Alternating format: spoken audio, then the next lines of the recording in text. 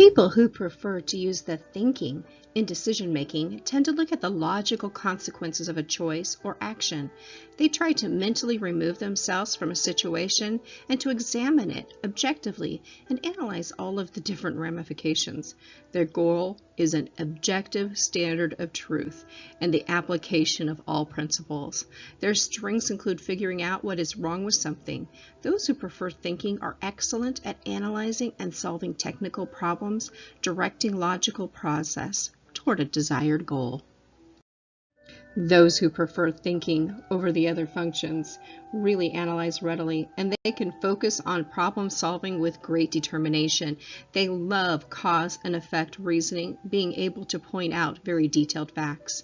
They strive for an impersonal, objective truth. They're tough-minded, and they value fairness and seek justice overall. Experiencing thinking is part of the essence.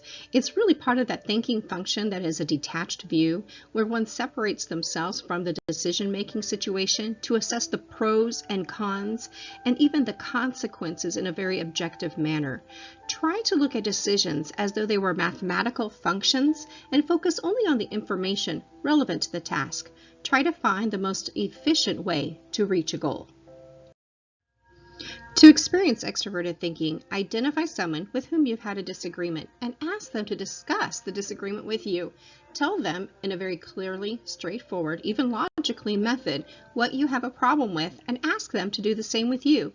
Try to see the problem-solving session and keep a detached viewpoint.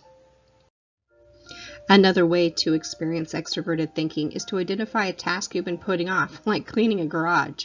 Figure out the most logical and efficient way to complete it. List the resources you're going to need, where you might find the resources, and then organize people to accomplish the task.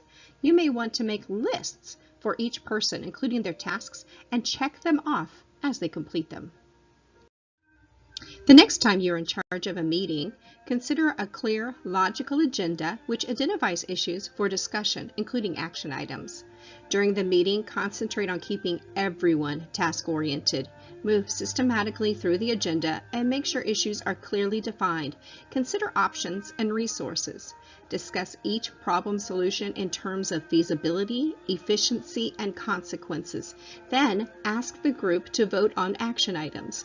Go with a majority decision and devise an action plan to implement it. Who will be responsible for which pieces, and what are their deadlines?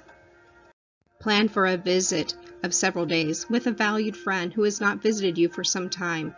Think of what she enjoys and likes and which of the many resources and area you would like to experience. Include people who would be interesting for her to meet.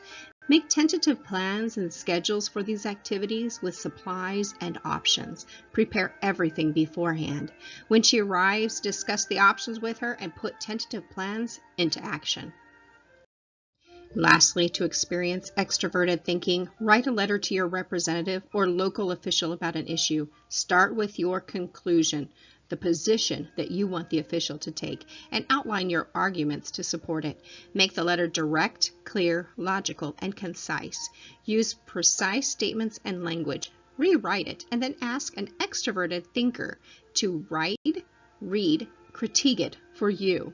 As with all learning experiences, make sure that you take just a few moments to sit down with your learning journal and write down and record your experience as an extroverted thinker.